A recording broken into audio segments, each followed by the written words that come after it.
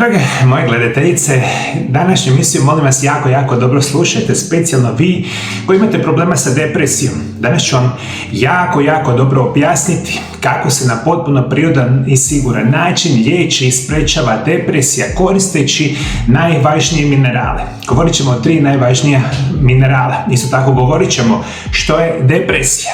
Koji su prvi jasni simptomi da vi kao žena imate depresiju?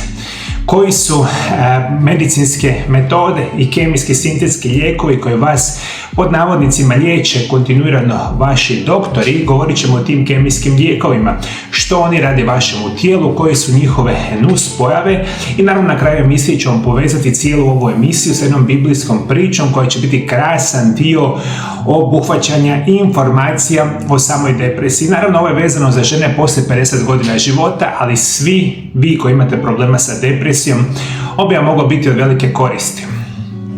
Depresija je složeno psihofiziološko stanje koje se više ne može opisati samo kao tuga ili loše raspoloženje.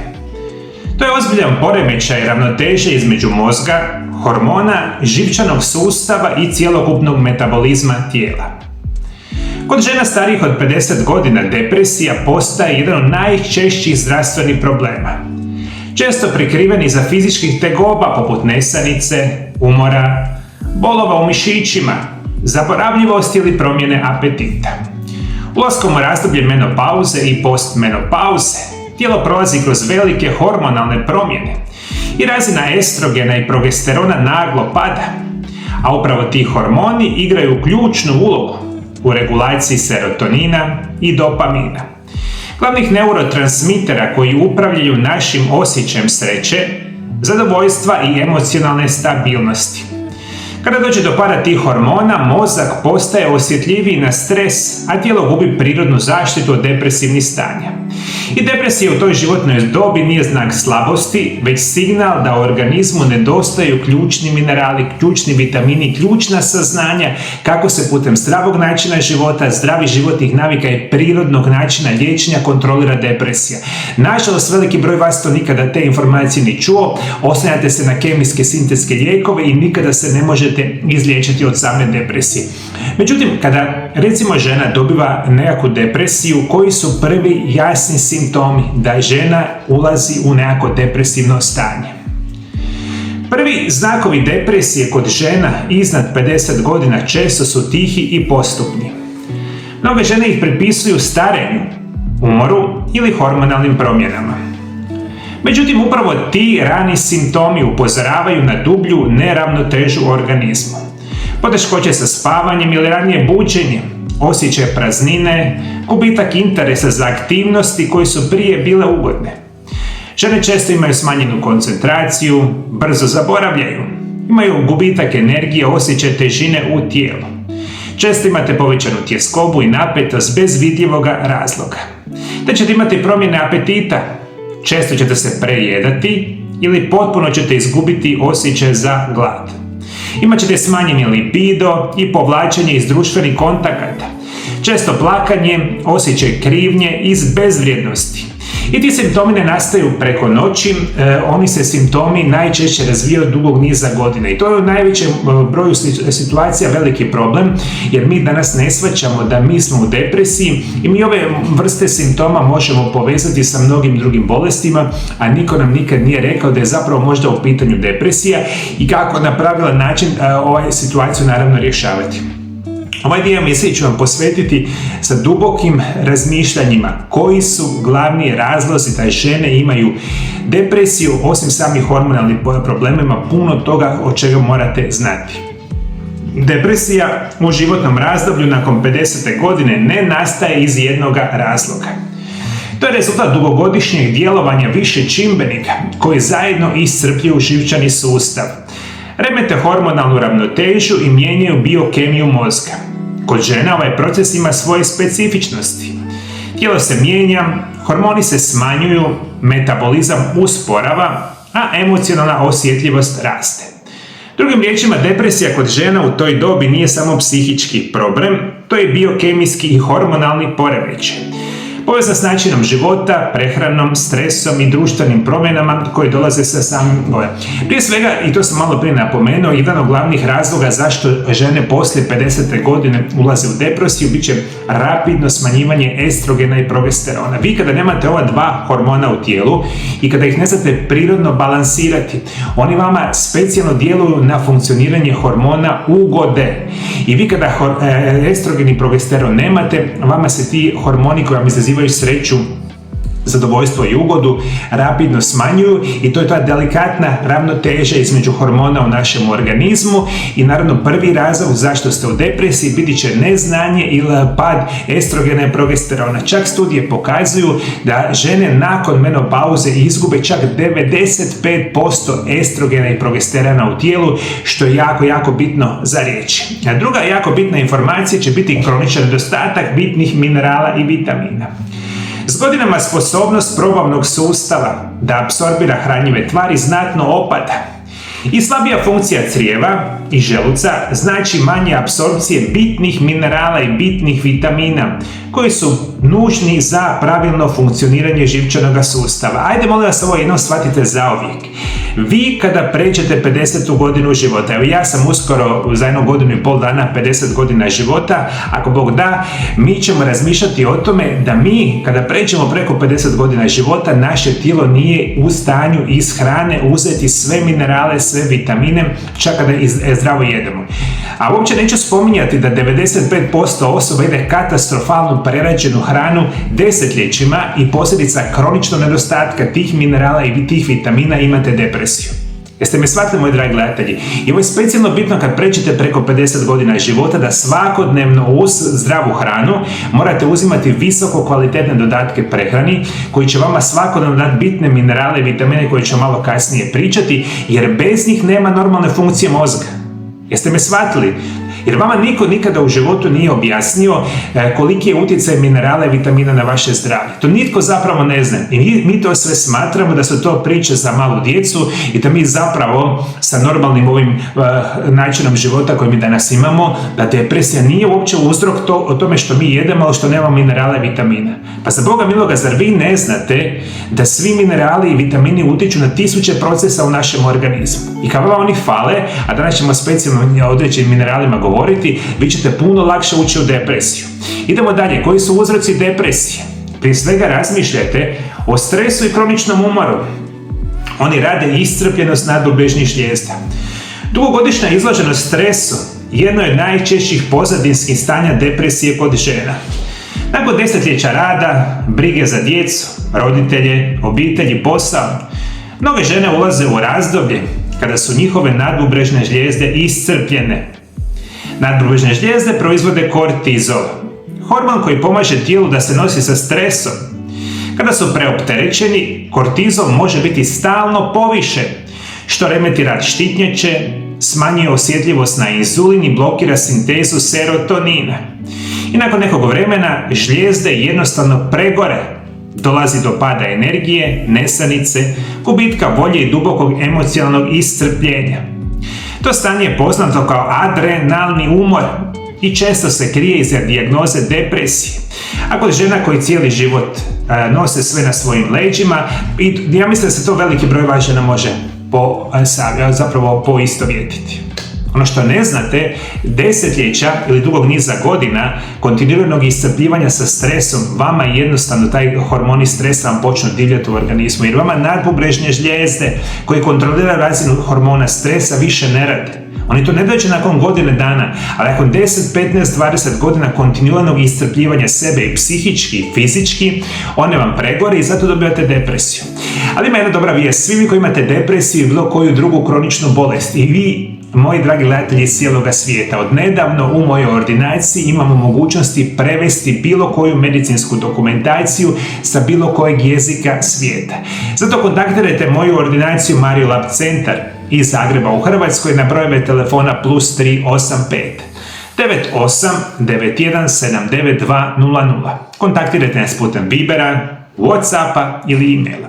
I to mi je danas super jednostavno. Uslikajte vaše nalaze sa bilo kojeg jezika i direktno nam pošaljete u našu ordinaciju. Ja ću osobno pregledati vaše nalaze, daću vam moje mišljenje o vašim bolestima koje će biti potpunosti besplatnom i onda ću vam ponuditi, ako budemo naravno u mogućnosti, liječenje i konzultacije bez dolaska u moju praksu sa opcijama mojih konzultacijama, cijenama mojih usluga. I onda sa onim pacijentima kojima danas radimo specijalne programe prirodnog liječenja, zdrave prehrane, zdravih životnih navika i ciljanih prirodnih lijekova za vaše bolesti koji će biti najbolji od najboljih. I mi takav program dostavimo svima vama putem e-maila, a u bilo koju zemlju svijeta u kojoj naravno možemo, dostavimo direktno te prirodne lijekove. I onda ćete uz moju pomoć prvi puta u životu početi liječiti depresiju, psihološke probleme ili bilo koju drugu tešku kroničnu bolest na potpuno prirodan i siguran način. Ja vam radim 26 godina, a ja mislim da vam duboko mogu pomoći iz bilo kojeg kraja svijeta. Kontaktirajte, tu sam da vam pomogu. Idemo dalje, koji su glavni razlozi da imate depresiju? To će biti nedostatak fizičke aktivnosti. Jer tjelesna aktivnost nije samo važna za tijelo, već i za mozak. Kada se krećemo, tijelo oslobađa endorfine i serotonin, prirodne antidepresive, koji podižu raspoloženje i smanjuju stres. Kod žena koje prestanu redovito hodati, vježbati ili boraviti na svježem zraku, dolazi do usporavanja cirkulacije, smanjene oksigenacije mozga i smanjenja proizvodnje serotonina. Rezultat je osjećaj težine, bezvoljnosti i umora, što je jako bitno za reći. Jeste me shvatili, moji dragi gledatelji, koliko ste se puta osjećali puno bolje kada ste vani otišli prošetati u park, oko kvarta, vozili bicikli ili šta god, moji dragi gledatelji. Mi danas imamo jedan katastrofalan sjedilački način života, kontinuirano smo uz ekrane, monitore i kontinuirano pratimo informacije koje su 99% loše za naš organizam i naš mozak.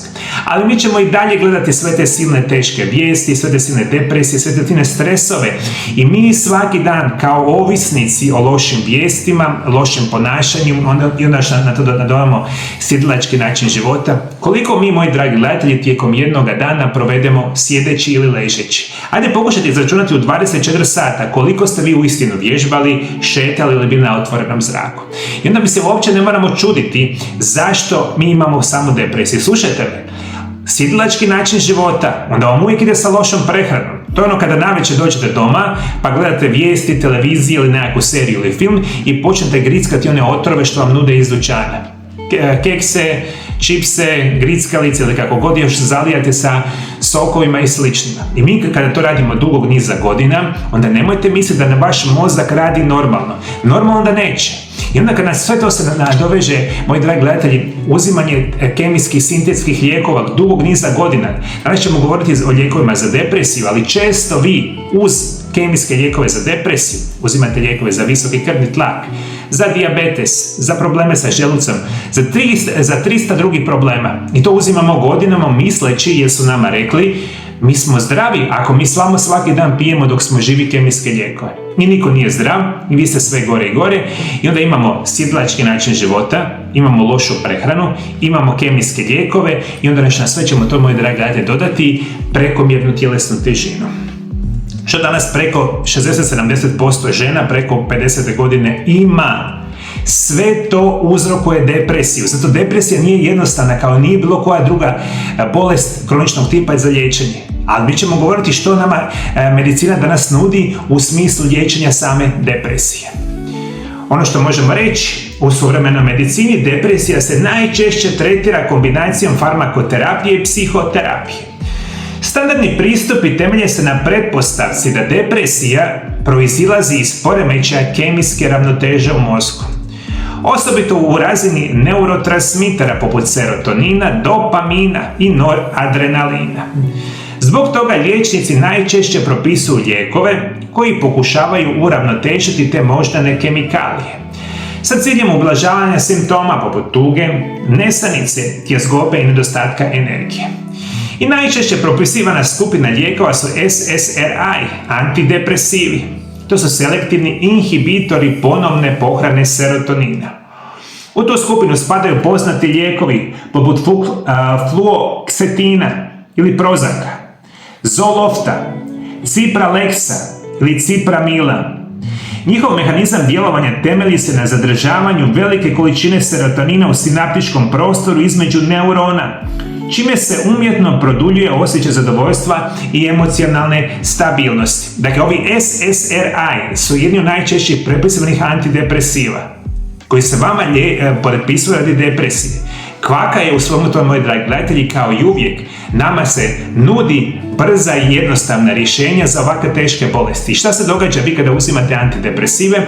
Vama se simptom osjećaj tuge malo smanji, a uzrok kojem uzrokuje depresiju ništa ne dirate. I kada se ta kemikalija ponovo podigne zapravo smanji u vašem organizmu, vi ste opet u teškoj depresiji. I onda kada uzimate dugi vremenski period, dolazi veliki broj problema. Međutim, što vi još uzimate od kemijskih preparata za liječenje depresije?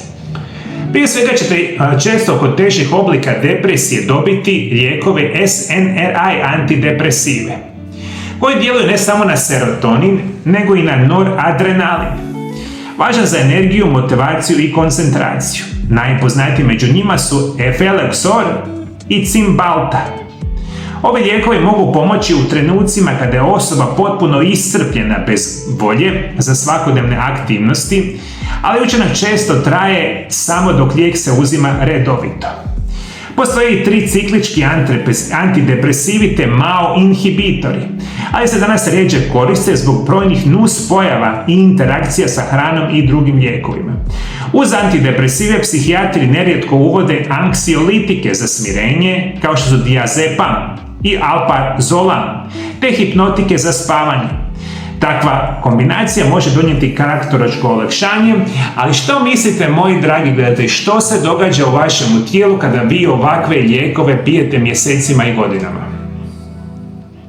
Šta se događa? A šta mislite? Pa, za Boga miloga, prvo i osnovno, kada vama neki kemijski lijek djeluje, onda ćete ga piti dan, 2, 3, tjedan, 2, 3 i onda ga više u životu nećete piti jer nemate depresiju. Jel' tako? Kako vi možete misliti da vaša depresija, zapravo da nemate depresiju, a skroz pijete lijekove protiv depresije? Što se događa, moji dragi gledatelji, kada vi prestanete piti kemijske lijekove za depresiju? Šta mislite? Dakle, ne možete ih uopće prestati piti jer prvo i osnovno ćete postati ovisnici o tim lijekovima. I kada bez znanja o zdravom životu, zdravim životnim navikama i prirodnim lijekovima pokušavate recimo nakon određenog broja mjeseci, čak i godina kazati ja više neću piti ove kemijske lijekove, što se događa? Vi se ne možete od njih odvojiti jer su teške nuspojave vama u tom trenutku prisutne. I zato vodite računa o ovome, moji dragi gledatelji. Unatoč popularnosti farmakološkog liječenja, antidepresivi ne djeluju na pravi uzrok depresije. Oni ne obnavljaju prirodnu hormonalnu ravnotežu, ne vraćaju vitalne nutrijente, ne popravljaju oštećenu crijevnu mikrofloru i ne potiču detoksikaciju jetre. I umjesto da liječe, oni uglavnom ublažavaju simptome. Kod dugotrajnog uzimanja može se javiti kemijska ovisnost, a mozak naviknut na vanjsku stimulaciju serotonina sa vremenom prestaje samostalno proizvoditi dovoljne količine tog neurotransmitera. I to dovodi do začaranog kruga. Osoba ne može prekinuti lijek jer se raspoloženje naglo pogoršava, a istovremeno se osjeća sve slabije i slabije. I u mnogim slučajevima depresija se nakon prekida lijekova vraća još težem obliku, a drugi veliki problem modernog pristupa su što su fokusirani isključivo na mozak. I dok se u potpunosti zanemaruje tijelo, jer depresija nije samo mentalni poremećaj, ono je metaboličko, imunološko i nutritivno stanje za Boga miloga. Sve liječimo kemijskim lijekovima, potpuno se zanemarujemo zdrav način života. Kada je vama zadnji puta vaš liječnik objasnio koji je uzrok vaše depresije? I kada je zadnji puta vaš liječnik vama rekao da vi pokušate promijeniti način života sa njegovim uputama?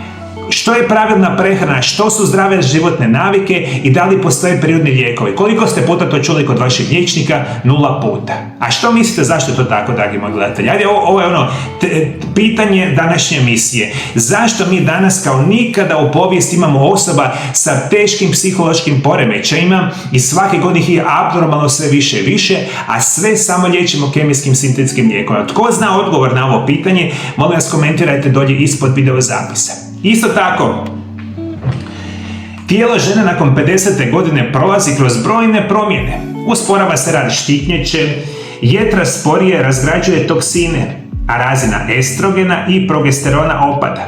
A crijeva slabije apsorbiraju hranjive tvari, a sve to zajedno stvara fiziološku podlogu za depresiju koju tablete ne mogu riješiti. Zato u posljednje vrijeme sve više stručnjaka ističe važnost integrativnog pristupa koji uzima u obzir prehranu, ravnotežu i puno toga. Što kažete, moji dragi gledatelji? Sad ću vam reći samo 7, 8, 10 najčešćih nuspojava redovitog uzimanja kemijskih sintetskih lijekova za depresiju. I baš ću se vidjeti da li se vi možete prepoznati ovome. Što se događa kada mjesecima i godinama uzimate antidepresive? Možemo reći, iako se predstavljaju pod navodnicima kao sigurni i učinkoviti, mnogi od njih uzrokuju velike nuspojave. Osobito kod žena starijih od 50 godina života. Prije svega dobit ćete smanjene libido i seksualnu disfunkciju. To kod žena starijih od 50 godina se često javlja. Smanjenje seksualne želje, suhoća rodnice, smanjena osjetljivost. I ovo dodatno utječe na emocionalno stanje i raspoloženje. Drugo, povećavanje tjelesne težine. Mnogi antidepresivi mijenjaju metabolizam, povećavajući apetit i skladištenje masnog tkiva, što dodatno pogoršava raspoloženje i samopouzdanje. Imate nesanicu i pojačani umor. Iako se lijekovi uzimaju za poboljšanje raspoloženja, nerijetko remete ciklus spavanja i smanjuju kvalitetu odmora. Često ćete imati tremor, vrtoglavice i glavobolje. To su klasične nuspojave koje nastaju zbog kemijskih promjena u mozgu i nerazrešenog stresa na živčani sustav. Imaćete suha usta, zatvor ili mučninu, odnosno gastrointestinalne simptome koji su često prisutni i mogu dovesti do dodatnog smanjenja apetita i nutritivnog deficita.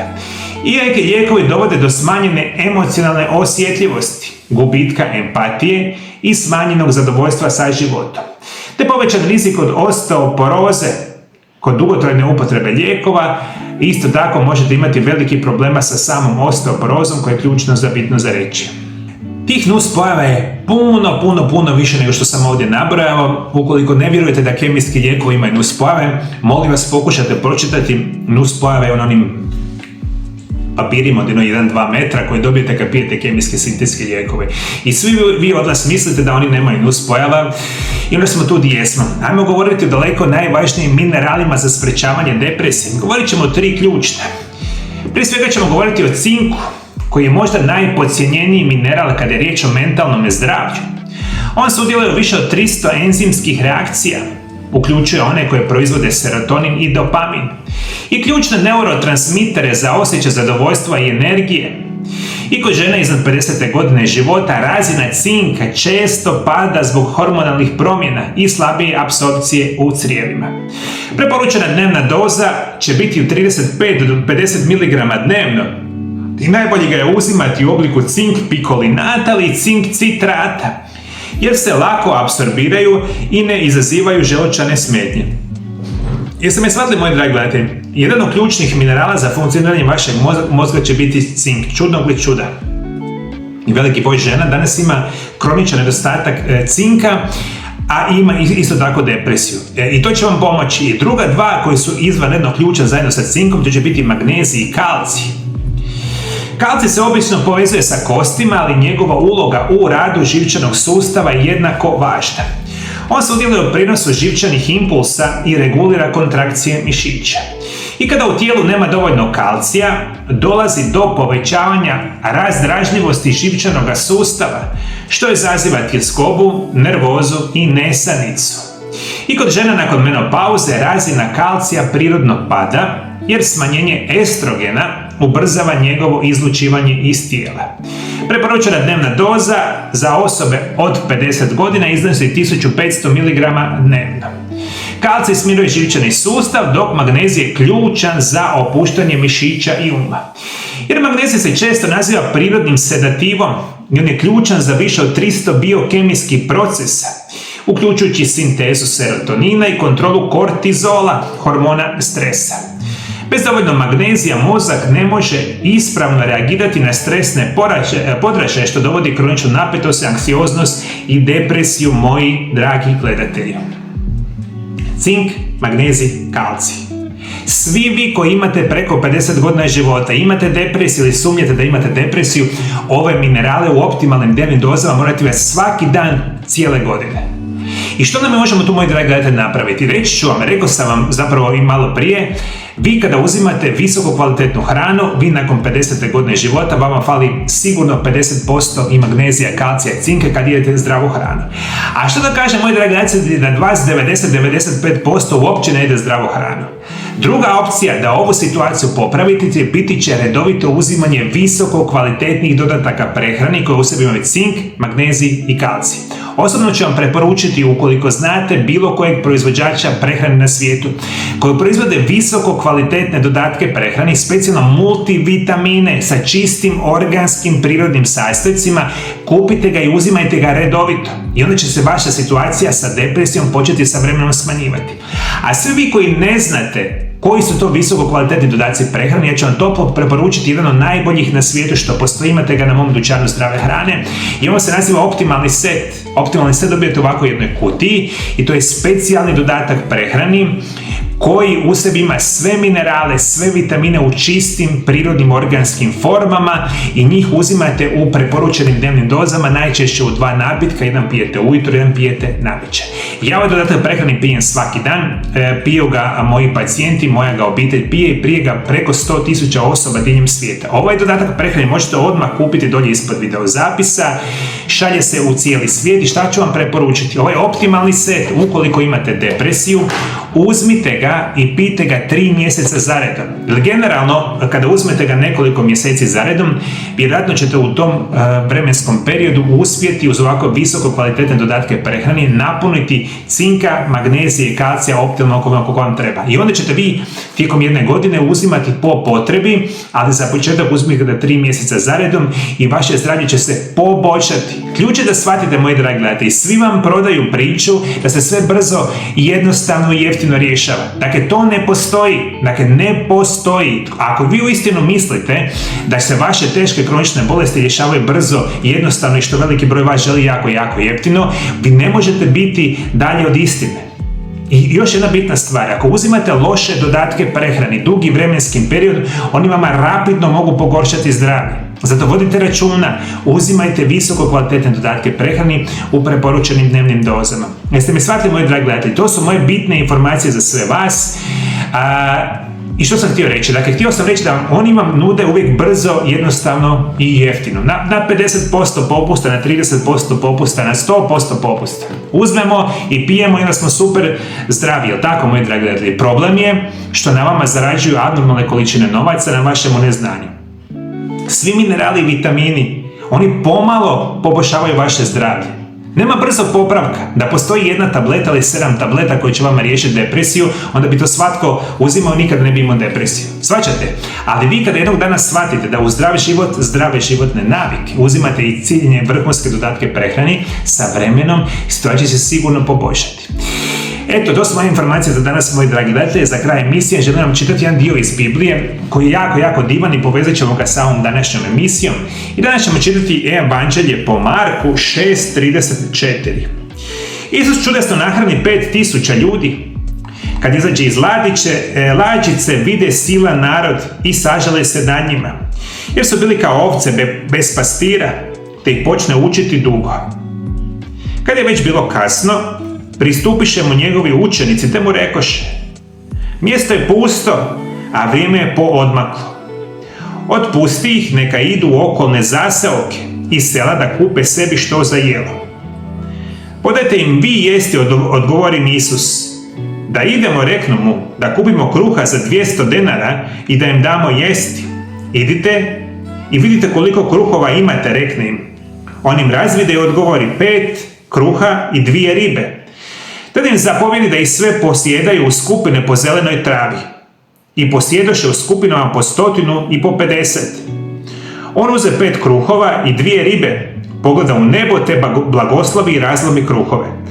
Zatim ih je davao učenicima da ih podijele i 2 ribe također razdijeli svima. Svi su jeli i nasitili se. I dignu punih 12 košara ulomaka što je ostalo od riba i bilo je 5.000 ljudi što su jeli.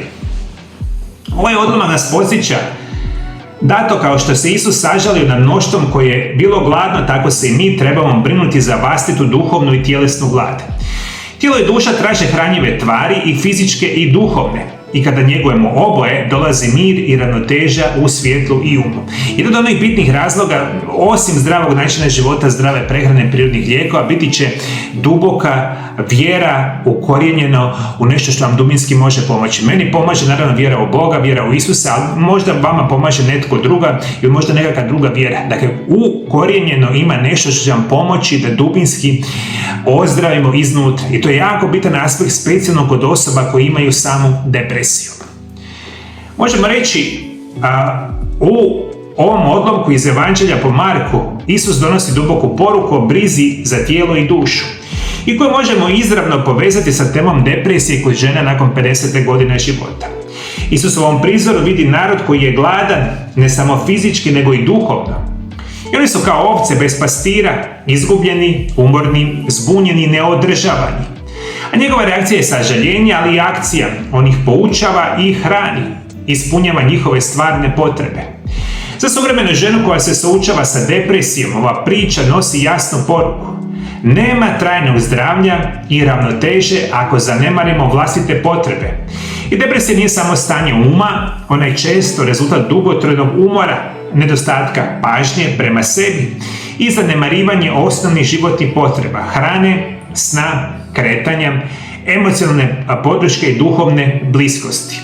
Tijelo traži hranjive tvari poput minerala, vitamina i antioksidanasa koji podržavaju mozak i živčani sustav, a duša traži mir, smisao i osjećaj pripadnosti.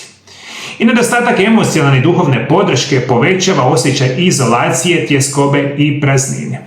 I zato je ključno o vama da živite u ravnoteži sa Bogom, sa hranom, sa zdravim načinom života i zdravim životnim navikama. I to je onda jedina šansa da vi što u životu počnete liječiti kako treba. Moji dragi gledatelji, ukoliko vi imate bilo kakvih informacija o depresiji, koji su možda vaši simptomi depresije bile, kako ste vi liječili ili niste liječili depresiju, kakvih imate iskustava sa kemijskim lijekovima uzimajući ih redovito, molim vas dolje ispod videozapisa pišite vaše iskustva.